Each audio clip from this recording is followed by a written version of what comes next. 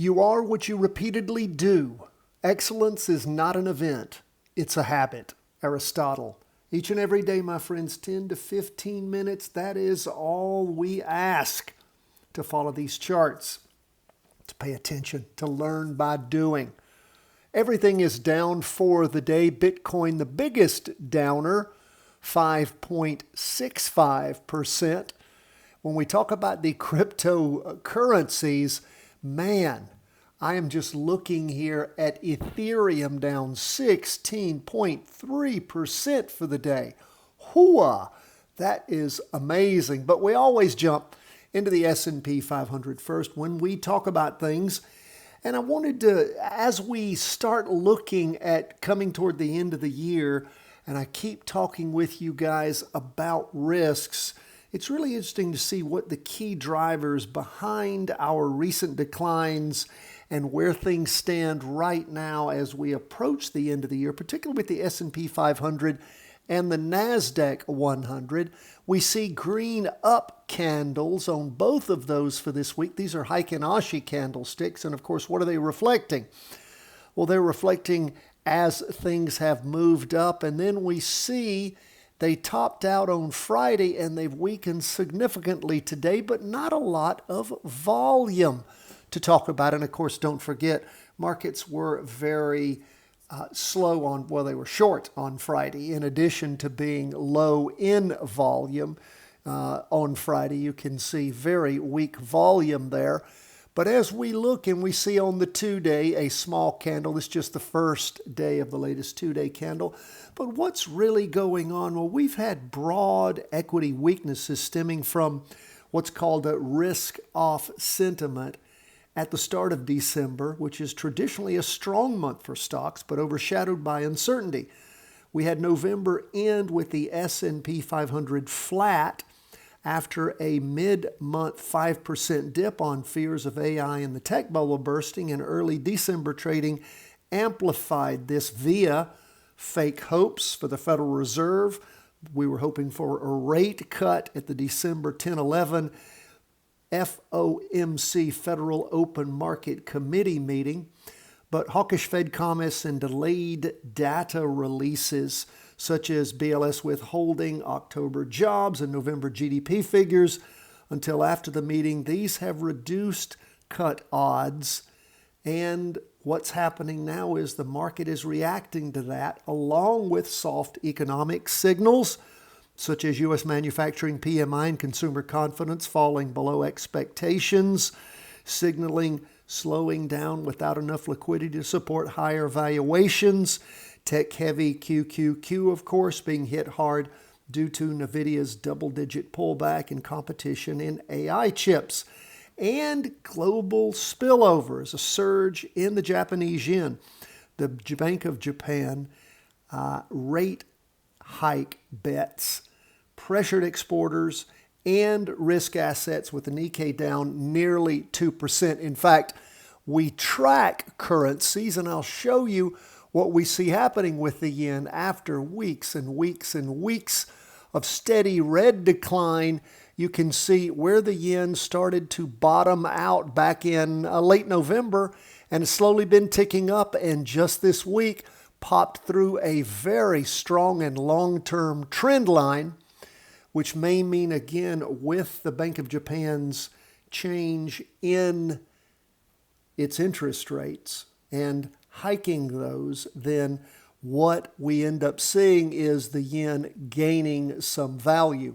And of course, that affects overall markets and is something that, as we look at things, we see how that is shifting through with the soft economic signals, with the fading hopes for a Federal Reserve rate cut, and just across the board broad equity weaknesses that are jumping into the market that are affecting that. And we'll see how that continues to play out. Right now, we do have a green candle. Now we see where that prior high hit back on November 27. Where was that?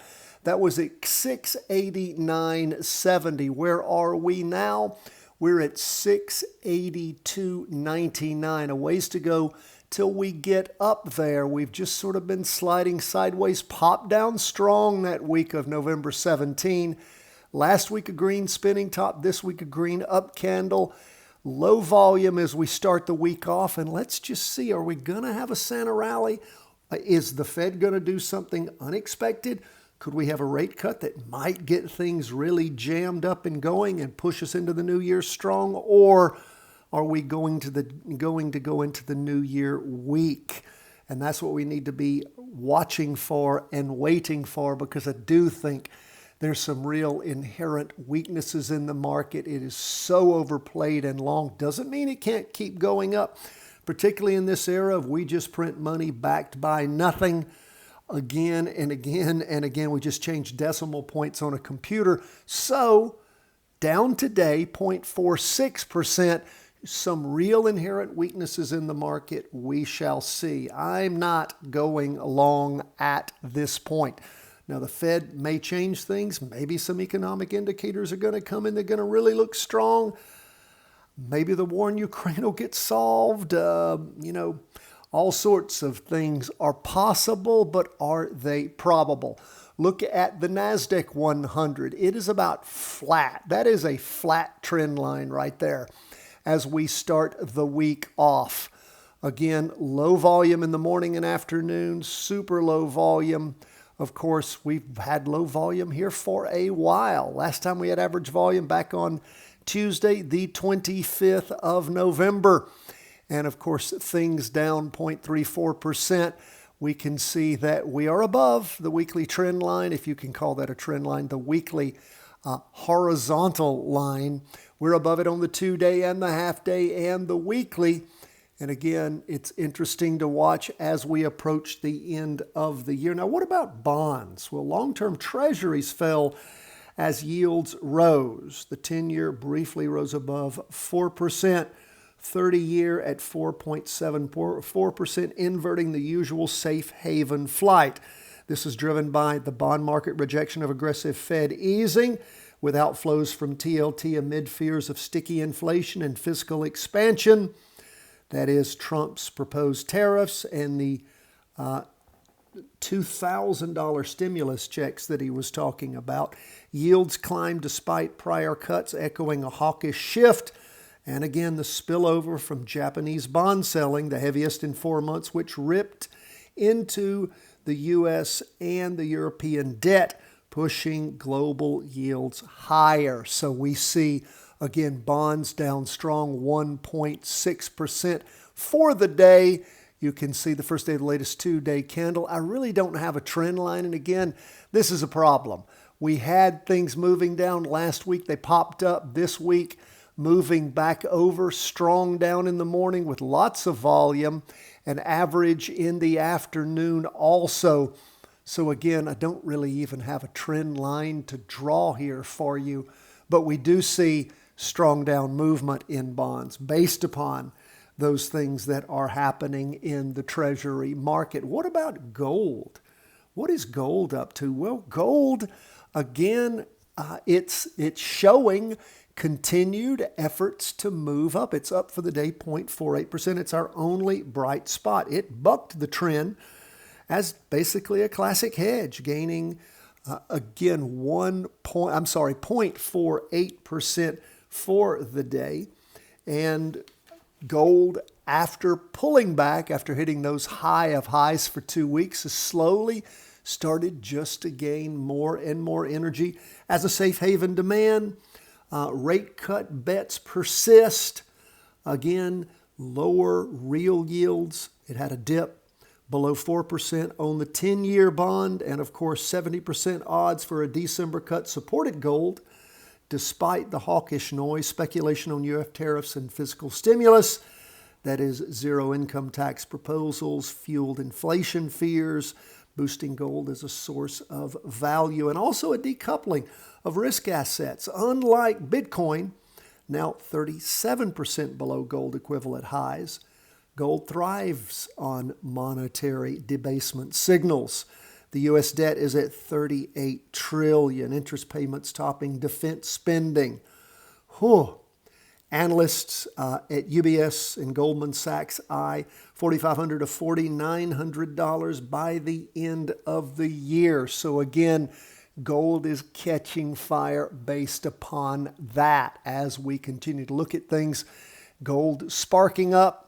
Not a lot to write home about, whereas the volume on Monday, maybe we'll get to average by Tuesday if gold continues to pound up.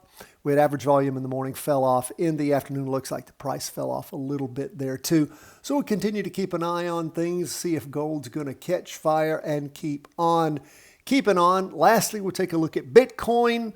And what do I have to tell you about Bitcoin? Of course, as we've gotten to it, I've explained crypto led the route we saw today with Bitcoin dropping, 5.65% by the end of the day, and that is around a 19 to 20% monthly loss from its highs.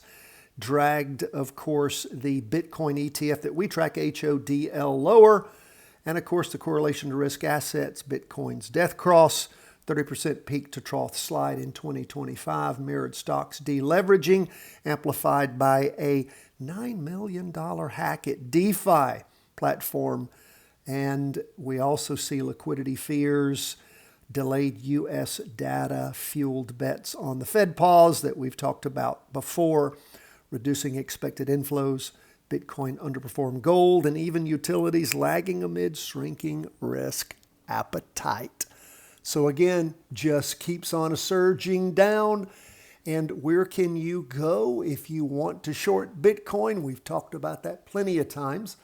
One thing that I have used in the past, and you can sure practice trade on because we don't give trading advice here because you don't pay us for that, nor do we talk about doing that. But what we do see here as Bitcoin has continued to move down, things like BITI have moved up, and I would very much encourage you to practice trade BITI if you haven't in the past, to learn how an inverse fund like this works. It's fun to do. I actually did a real money trade on Bitcoin this last year on a pullback, maybe about the, let's see, when actually, I can usually see it on here. I think it was right in here. That would have been back in June when things rotated down on Bitcoin strong for about a 3-4 week period there. But again, fun to do if you want to practice. That is something you can do, just a little of the stuff that we talk about here. We always love to hear from you. That is where we are on the charts today. I hope you appreciate me bringing some of the market context for you today. I don't usually do that, but I just sort of felt like as we're getting toward the end of the year and these charts are getting a little seesawy and the market's getting a little difficult, with the upcoming Fed meeting and questions and economic things and wars and all that, maybe you need a little more context. That's where we are, folks, so appreciate you being with us. Always love to hear from you. Don't hesitate to reach out to me, cw@chartingwealth.com. God bless, all the best from the whole team at Charting Wealth.